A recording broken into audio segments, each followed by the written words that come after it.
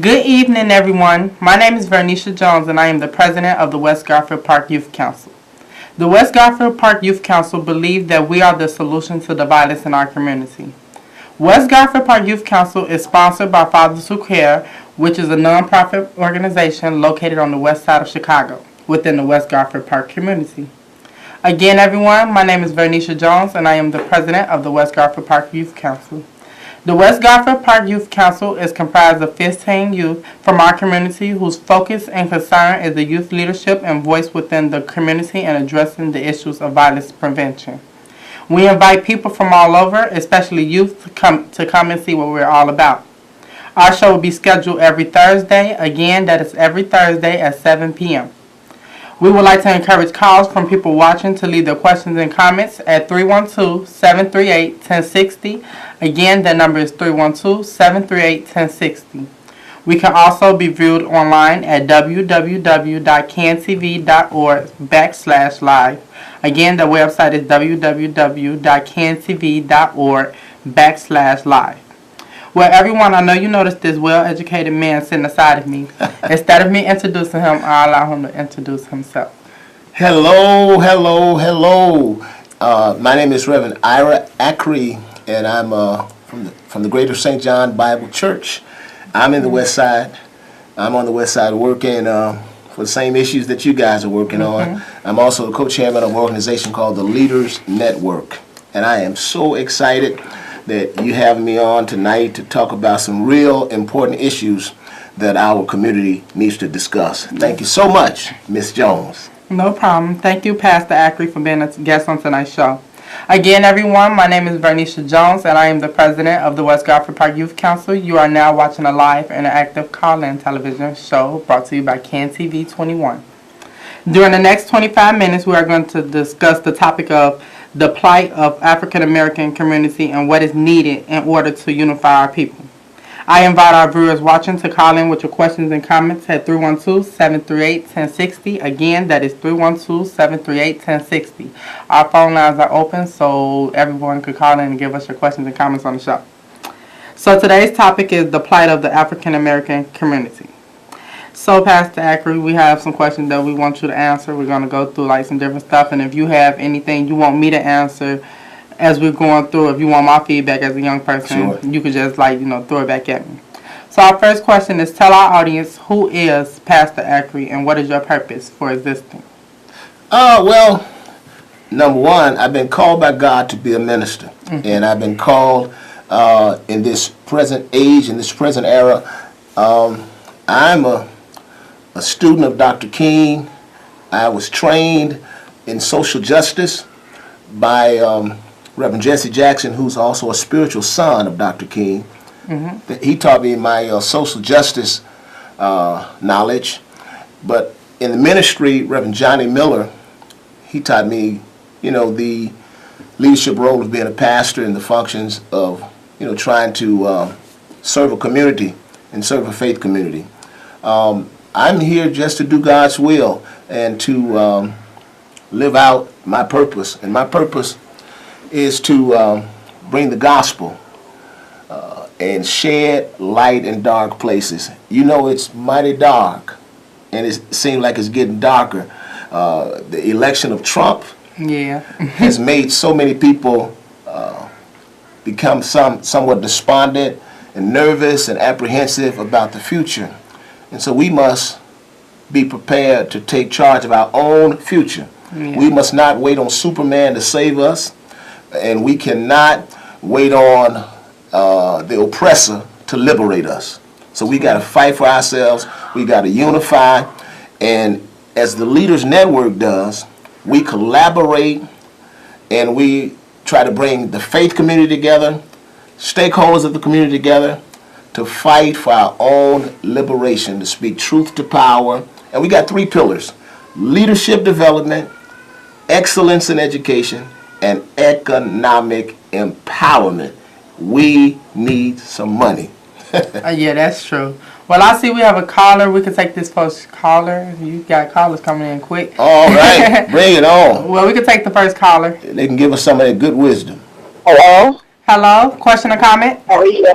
I have a question for the pastor. I just tuned in and I'm watching the pastor, and I know that he's very well known on the west side of Chicago.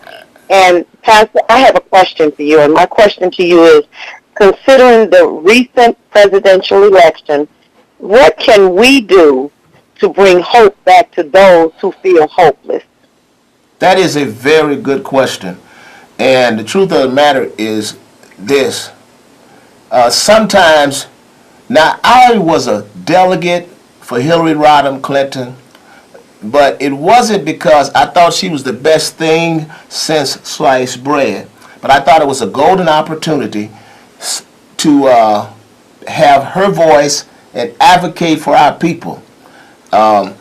We lost. And did we lose? Because Donald Trump, I'm very nervous about our future, and even not just African Americans, the country being in the hands and under the auspices of a man like this with such a crazy temperament. I think it's vitally important that we fight for ourselves. It's vitally important that we unify as a community. When you look around and see a community like ours, there has been dysfunction at multiple levels. There's been collaborative failure of multiple institutions. We must face it. This country was built on white supremacy. It was. And for 325 years, our people were enslaved. And anybody that can have millions of African Americans working for them and not paying them $1 an hour or 50 cents an hour, but zero, that particular race is going to get quite wealthy. And so the gap is enormous. So what we must do now, I want to tell you, it's a lot of things we got to do. You can point to improving education. We could talk about fighting for the family, because our families are very fragile. And we could talk about faith leaders stepping up. We can talk about improving the police, the law enforcement system here. But there's one particular entity we must not ignore, and it may sound radical in the past, but I hope people see it now. We really need reparations. African Americans have been abused. Every other race in this country or across the world that has been abused have received some type of reparations. But they want black people to shut up and never talk about slavery. Yeah. But nevertheless, Jews always talk about the Holocaust, and they will never let you forget. I really believe one of the great things that President Obama could have done, and I think he did a good job being a black man in a country built on white supremacy. But one thing I do regret that he did not bring to the table, and that was reparations. But even though he did not, we must not be satisfied with that. We must fight for reparation. I'm not talking about a check where people can go out and buy 100 pairs of gym shoes or a Cadillac, but something real progressive. If it's nothing but helping people have subsidies for their homes and debt forgiveness for college loans. Oh my goodness! If they would just help me with some of the college debt on my children. If there are a lot of ways. So it's a lot. It's hard to just point to one particular thing, but we must not give up. When you look at all of the adversity we deal with, you have three ways of responding. You can adjust to it, which would be crazy. Mm-hmm. You could resist it, or you can resent it. Now, I don't want to just resent it either, because resent it is without actions. But when you resist it, you fight back. And we got to fight back on every level like never before. That's good. So tell our audience why it is important for men of purpose and action to be actively involved in their communities. Oh, it's very important, because if you notice, if we don't stand up, we're going to be obsolete. We need fathers to stand up. We need mothers to stand up. We need faith leaders to stand up. We need pastors to come outside of their pulpits. In fact, this is really my off day, but I'm out here tonight. I'm really ready to get to the Bulls basketball game. That's what's on my agenda tonight. But I had to come here tonight because I want to make a difference, and we got to fight back. We got to keep moving. So what is the mission and goals of the Leaders Network? The Leaders Network is... And what is the Leaders Network? The Leaders Network is a collaboration of faith leaders, community stakeholders, and we come together to try to make a difference by leveling the playing field. When African Americans have equal opportunity, we do well. Mm-hmm. You understand? Mm-hmm. You know, but in other words, look at any area where the playing field is level. We do well. You put us on a court where the referees are fair and the height of the rim is the same for both teams, we score well. We win games. We produce LeBron James, Michael Jordans, and Stephon Curry's. Yeah. Because the playing field is level. The playing field is even. We're committed to leveling the playing field educationally and economically for black people, for all people. That's true. And that's what we're all about. Okay, we would like to encourage calls from people watching to call in with your questions and comments. I see you guys hearing the different stuff he's talking about. If you have any questions or concerns about anything he's talking about, call us at 312-738-1060. Again, that number is 312-738-1060. Our phone lines are open.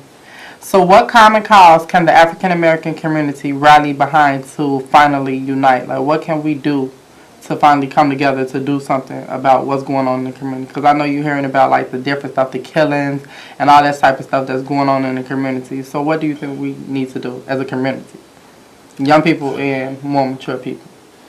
Well, I think, in my opinion, if there was one cause, well, really, I think it's a lot of causes, but maybe tonight we can help America, me and you. Mm-hmm. How old are you?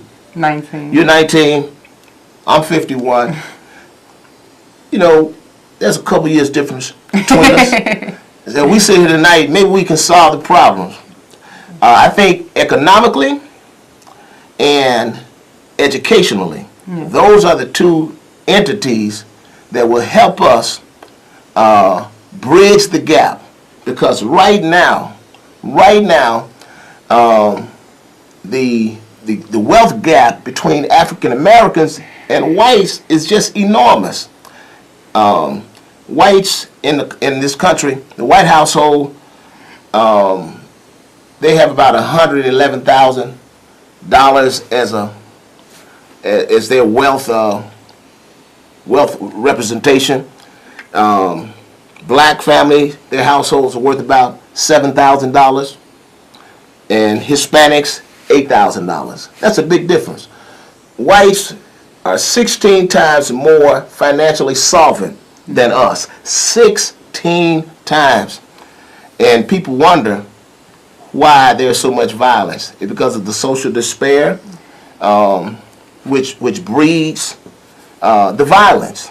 If we can deal with the social despair, if we could deal with some of the poverty, we would do very well in trying to turn around this sense of hopelessness. So I'll say three things: economics, education, and I gotta say it, we gotta go back to church. We gotta go back to build our faith roots. I'm sorry, but the bottom line is this: when we had people in church, we had men mentoring other kids. Yeah. We had the seasoned parents doing parenting classes, even though they didn't necessarily call it parenting classes, but people were learning by example. So I say economics, you know, when we build our own businesses, when we support each other, but we got to get rid of the self-hatred. Yeah. You know, we got to get rid of that. I see we have a caller. We can take the next caller. Hi, I have a question for Pastor Ackery. How you doing?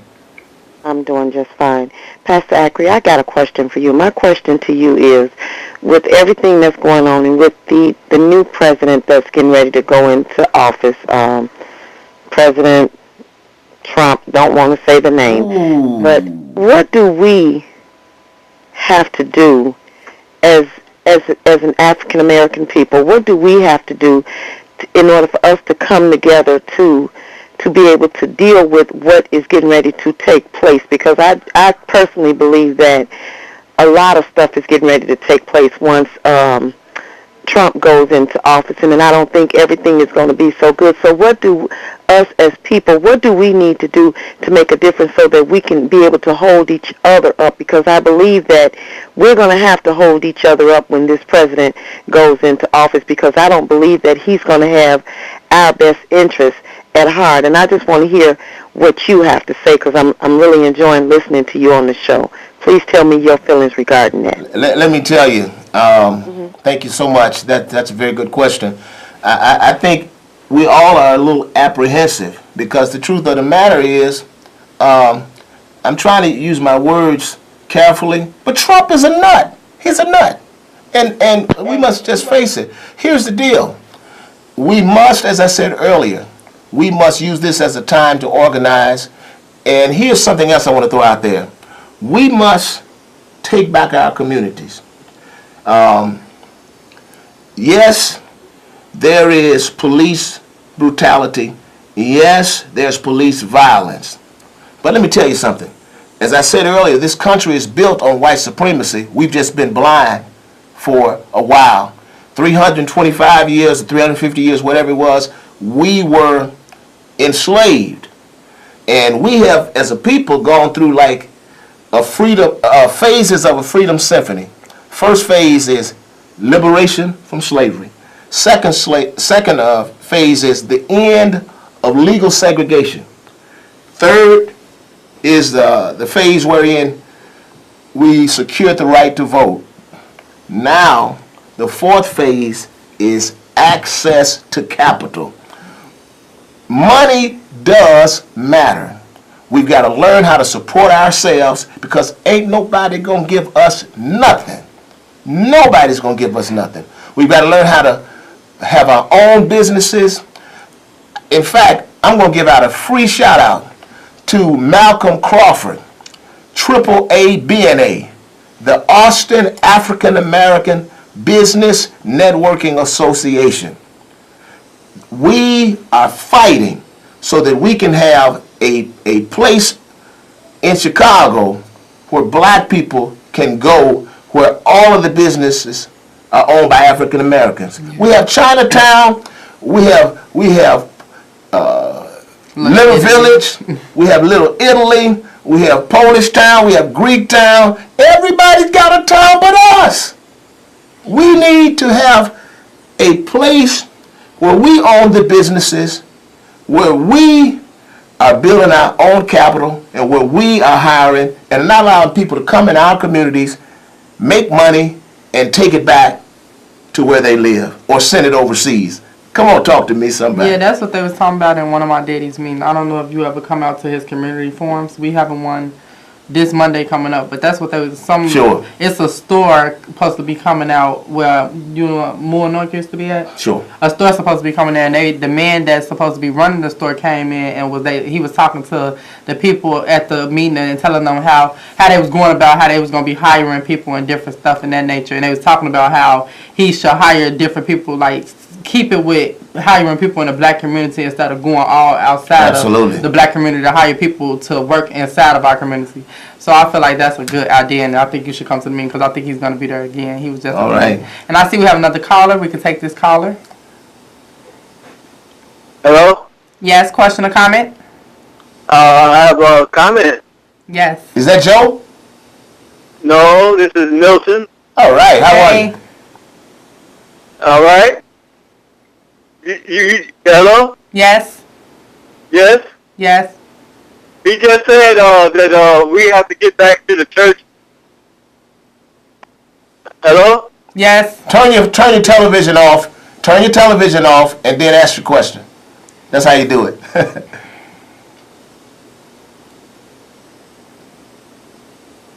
Are you still there? Yes, I'm serious. What's your Okay. question? My statement is, you said we have to get back to the church. Yes. No, the church is the white man's thing. That's our problem. Okay. Well, thanks for your input. I just know as African Americans in this community, it was the leadership of the church that Nat Turner was a preacher. Harriet Tubman was a religious leader. Dr. King was a minister. Malcolm X was a minister even in the Nation of Islam. So religious institutions have been the greatest organizing tools we've ever had. That's all we really have. We don't have no money. We don't have no corporations. So we got to use whatever we have. Thank you. Well, everyone, I'm Vernisha Jones, and I'm a part of the West Garfield Park Youth Council. Well, do you know any youth programs, any other youth programs? I want to put a plug in for college mentoring experience. Go to the website right now, College Mentoring Experience. It is incredible. They take kids all across the country and to see colleges, and they broaden their horizons. It is incredible. That's the one place I want to speak up for tonight. Leaders Network, AAA BNA, and of course, at our church we have a great youth ministry at Greater St. John Bible Church, gsjbchurch.org. Next Saturday we're going to be having a seminar at 10 o'clock a.m. That's on the website, getting kids, well, young adults, preparing for college. Oh, that's nice. Well, I'm a part of the West Garfield Park Youth Council, and we meet every Monday at 4:30 to 6:30 at 4540 West Washington. And our number to reach us is 773-287-5821. Again, that number is 773-287-5821. And we have our meeting every Monday at 4:30 to 6:30. Come see what we're all about. Okay, back to you. Why are you so passionate and compassionate and working with youth and helping youth? I personally believe when we look at the youth of today and we see the disconnect from my generation and your generation, and we see so much bitterness and we see all the shooting going on, it tells me something. That this generation, your generation, must be awful special. I believe that your generation is the greatest generation that God has ever produced. That's why Satan is doing everything he can to try to defeat you. And so that's my motivating factor. We really have something, in you, in your generation, and we must make sure that we pour into you guys. That's why I'm motivated. That's what drives me. That's the first time I heard something like that. That's encouraging. Oh yeah, you guys are something special. Yeah. And the enemy wants to wipe you out, but we can't let it happen. That's good. In your opinion, what is the plight of the state of Illinois and the city of Chicago? Do we have a caller? Sure. Hello. Yes, question or comment? The West Side is the best side, but I want to say hi to my other favorite pastor from the West Side. It's Miss Griffin from the South Side. All right. We need to be better about marketing. They never want to show the best. They always want to show the worst. Mm-hmm. And while we eating up that worst, they erasing us out because all you got to do is turn on TV. What do we see? Do we see the family value? No. Do we see the marketing that our young African American male and female are doing? They're exceptionally bright and well, but they don't want this to be shown. And I like to know who's paying these people to do all this clowning and this murder that don't have no value about life. I like to know who they are being sponsored by, because they're not being sponsored by us. And that's my comment. And keep up the good work, West Side. God bless you. Thank you so much. I really appreciate you. Thank you much. Okay, do you have any last comments that you want to say to the audience before we wrap up? We better fight back. We must unify. We must organize. Trump's in the White House. Rahm's on the 5th floor. And Rauner is in the state capitol. We cannot surrender. The enemies are all around us. But we must come together, support each other, and learn to trust one another. Let's end the self-hate and let's love one another. Let's fight back. Well, thank you everyone for tuning in tonight, and I would like to see you guys next week, same time, same station. Good night.